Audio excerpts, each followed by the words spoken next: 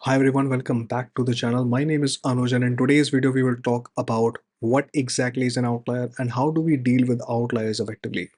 So without any further delay, let's get started.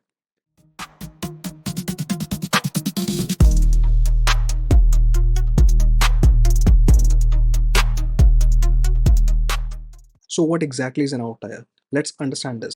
So for example, if you're trying to measure height of approximately 100 people in a room, so let's suppose you're getting heights like 5 feet, 5.5, 5.7, 5.2.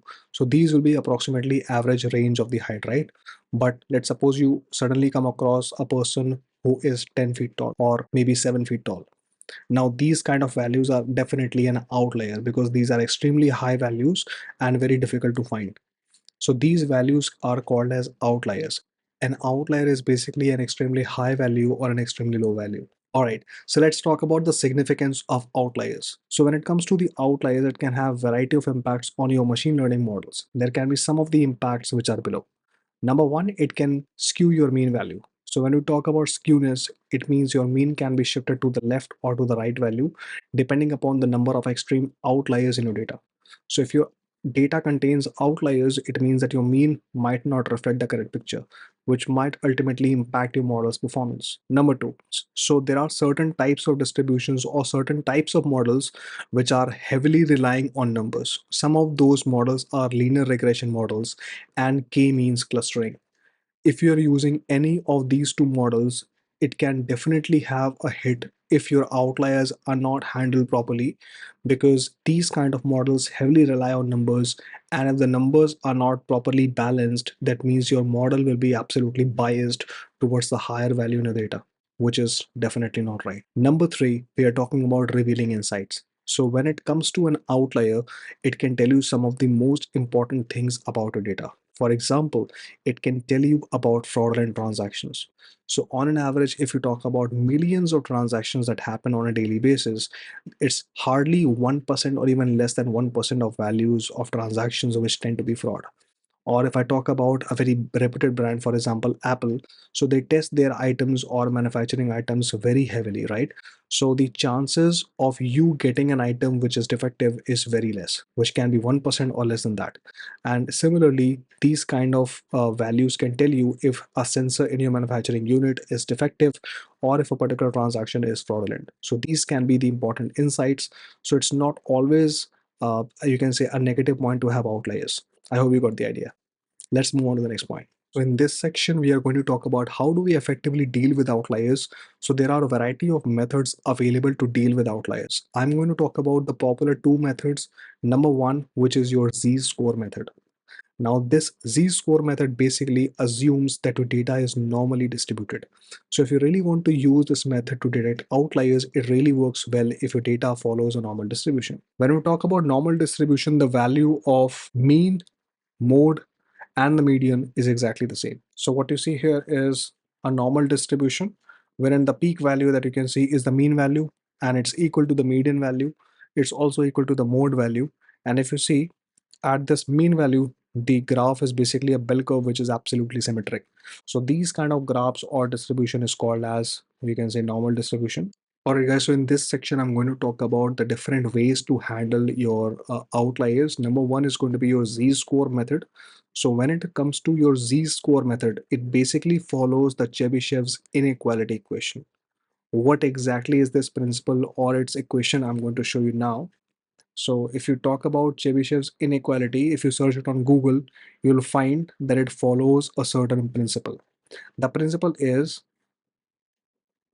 that when it comes to a normal distribution looks somewhat like this. It's a bell curve, and at the middle you have the mean value or the average value of the data. Now what you see is there are two attributes basically which are important. Number one is this mu. Mu is your average value or the mean value, which is equal to median and the mode value for a normal distribution.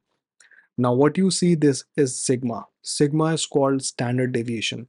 According to Chebyshev's inequality equation, it says the values that are covered between mu minus sigma or mu plus sigma, we can say 34% values are between mu minus sigma to mu, and from this mu point to mu plus 1 standard deviation. So basically, what Chebyshev says that 68% of value points will fall under one standard deviation from the mean, whether it is in positive direction or the negative direction. Approximately 68% of data will fall in the one standard deviation range. And then it says if you take two standard deviation in either positive or negative direction, the sum of them will be approximately 95%. So if you add 68% and then 13.5, I'll just show you now. So if you talk about the Chebyshev's inequality equation, it basically says that 68% of the data will fall within one sigma or one standard deviation from the mean value. 95% of data will fall within 2 sigma or 2 standard deviations from the mean value.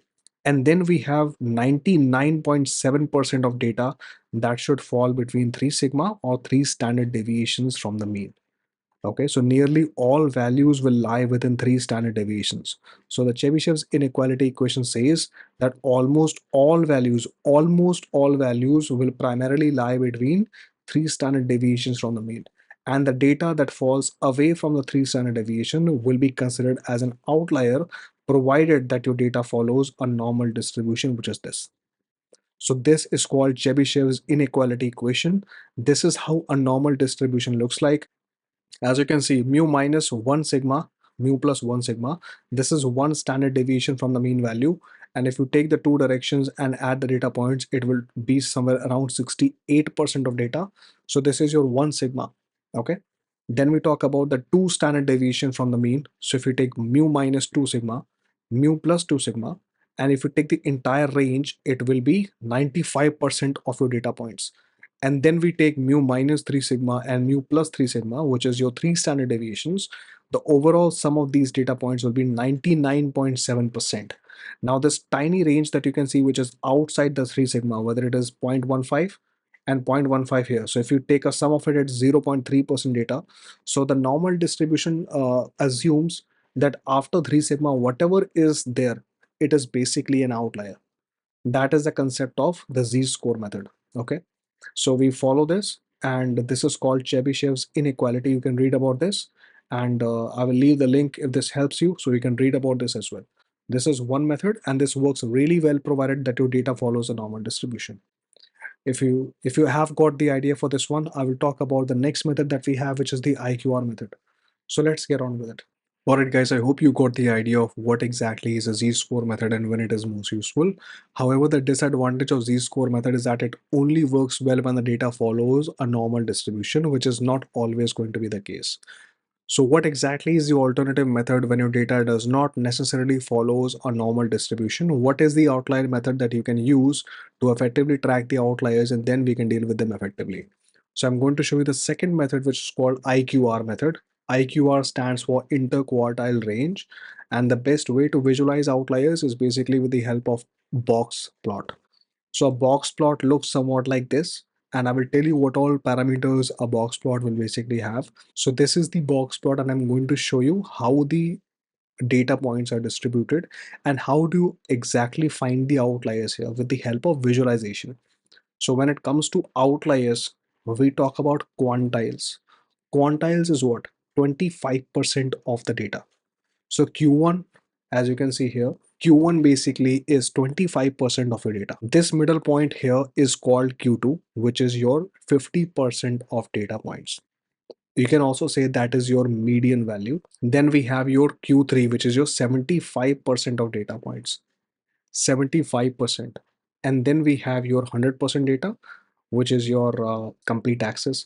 So we have minimum value, maximum value, overall range, 25%, 50%, then 75%. Now this middle range, so from 25% till 75%, the data points you have is called interquartile range. Okay, this 50% of value is called interquartile range. Now we have to calculate something called whiskers. There are two types of whiskers, lower whisker and upper whisker. So I'm going to show you with the help of coding as well. This will give you much better idea. So I'm going to show you here. So this IQR basically is called interquartile range, and we try and evaluate Q1 minus 1.5 times of IQR. It will give you the lower whisker, And if you add this to the quarter 3, which is your Q3 plus 1.5 times of IQR, this gives you the upper whisker. So anything which is more than the upper whisker here, or anything which is less than the lower whisker which is here, is considered to be an outlier. So I'm going to show you with the help of code as well how it looks like and how do we deal with outliers. And I'm also going to show you if you can create a method to deal with outliers effectively. So let's talk about some libraries here. So I've got some libraries, which is your pandas library, numpy library, and I'm going to show you what are the methods for matplotlib, which is your visualizations. And there are two other methods which I have not talked about, which are machine learning algorithms. So this is your isolation forest. It's basically a machine learning algorithm which will return the anomaly score of each sample by using isolation forest algorithm. So this is one of the methods to detect outliers, and it's not very commonly used. These two are primarily used for very complex data sets. But yes, you can basically get away with Z-score and IQR methods most of the time, okay, at least for your beginning stage. Okay, so let's talk about importing a generic data sets. So I've already created just one column that has these values, and because these are all numbers, I can find the outliers. So here in this example, I'm going to visualize this with the help of a box plot. Again, this middle value that you can see is called Q2, which is the 50% data, and then Q1, then Q3, and then we have this upper whisker, the lower whisker. But this is how it looks in terms of Matplotlib. I'm going to show you much better way when it comes to showing outliers effectively in your machine learning model. So let's move on to it. I'm going to create the same graph for values, but with the help of Plotly Express. Now, when it comes to Plotly Express, the best part is that it shows you the data which is dynamic. So if I take my cursor here, you can see it says the Q1. So this point here is the Q1, which is the 25% of data, which is basically 43 or 74, right? 43.74 is the 25% of the data, as you can see. Median value of this entire data is approximately 50.47. Then we have your Q3, which is 75% of data, which is your 56.88. Now with the help of this, it calculates the IQR, but we do not have to do anything manually. We don't have to calculate this manually, because when you create a box plot, it automatically does all of it. Especially when you use Plotly, it will show you everything. So when you see this upper whisker, upper fence, it says as 76.32, lower fence, what you see is 25.28. So what basically it is saying is anything which is more than 76.32 will be an outlier. So the dots you see here, these are the outliers. Everything you see here is an outlier, and you can exactly see exact value of every data point. So this is probably one of the best methods you can use to show outliers in your data. Okay, these are your extreme values or extremely high values that we talked about. Now let's talk about the lower whiskers here. So anything which is lower than 25.28 will be considered as an outlier also. So for example, 17, then we have, so I hope you got the idea what exactly is a box plot, because box plots are primarily used for outlier detection only. And this is how we basically draw outliers. Okay, so we had talked about the z-score method as well. So now I'm going to show you how using the z-score method we can evaluate outliers. So for evaluating outliers, we have used NumPy, and this is a method called absolute. And you can just take the scipy.stats library as I've imported earlier, and from z-score function, you can just provide the column for which you want to calculate z-score. And if the value of this is more than 3, if the value of this is more than 3, let's store it here, and then you can print it. Okay, so it is going to show you all the outlier values. All the outlier values are here. This is your z-score method. It's quite you can say compact to write. It's only one column we are passing in here, and it's the stats library available in scipy. And using NumPy, you can use this absolute function, score the, or you can store the value here. If this value is more than 3, then it is an absolutely outlier, you can say. Or it can also be less than -3. That will also be an outlier. There is a quantile method. Quantile method takes, let's suppose I want to calculate Q1. So I want to get 25% values here. So I would say 0.25 of quantile, and I want to store it in Q1. I want to do 75 for Q3, take the difference and get IQR as I told you.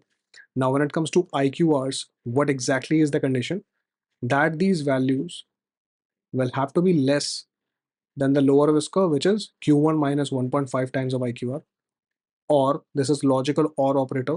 And the second condition I've given is that the values can be more than Q3 plus 1.5 times of IQR, which is your upper whisker. So if the value is more than upper whisker or less than the lower whisker, then I will take the value as an outlier. And if I print the value also, you will get all the outliers here, all the outliers. Okay. So this is your IQR method to evaluating outliers. And we also have the other methods here, which are your DBSCAN methods.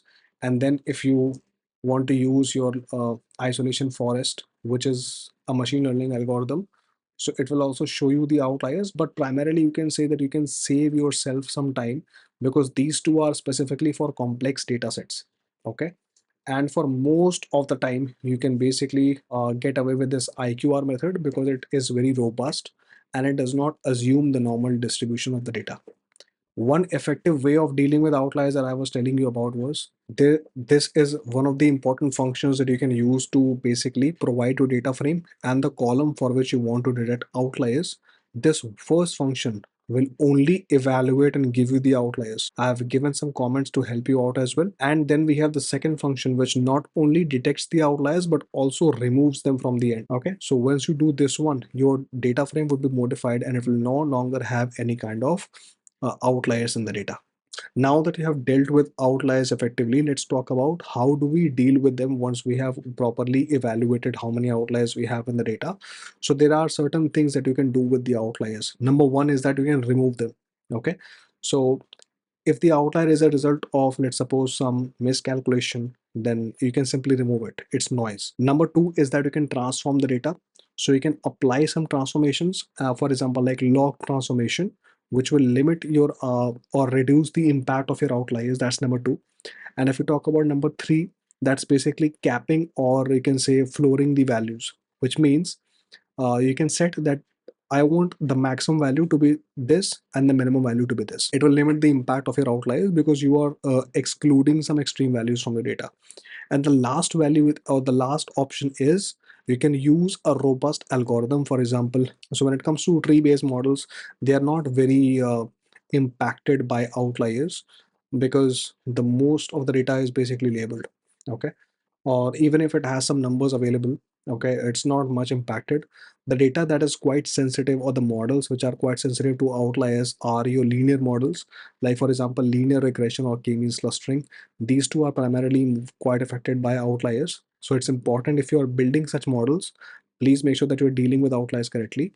You can implement these methods which will definitely help you to not only evaluate your outliers but also remove them if required. Okay, so now to wrap things up, let's understand what are the key takeaways from the video. The important points is that when it comes to outliers, they can impact your performance of the model. And when it comes to outliers, they are the extremely high or extremely low values in the data. It depends upon the distribution of the data, which method you want to apply for outlier detection. We have talked about the two most popular methods, which are your Z-score method and then the IQR method. Z-score method primarily works when it comes to normal distributed data, whereas IQR method does not rely upon normal distribution, and you can use this to non-normally distributed data as well. When it comes to Z-score method, it follows an equation which is called Chebyshev's inequality equation.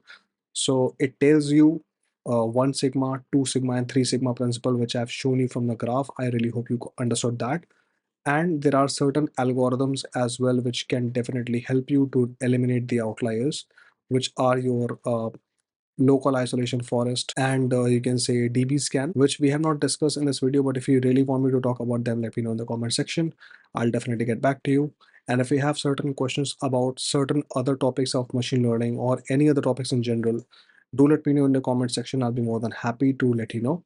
Alright guys, so that was for today's video, and I hope you enjoyed this video, you got some value out of it. If you did, please leave a like and a comment for me, and subscribe my channel if you have not already.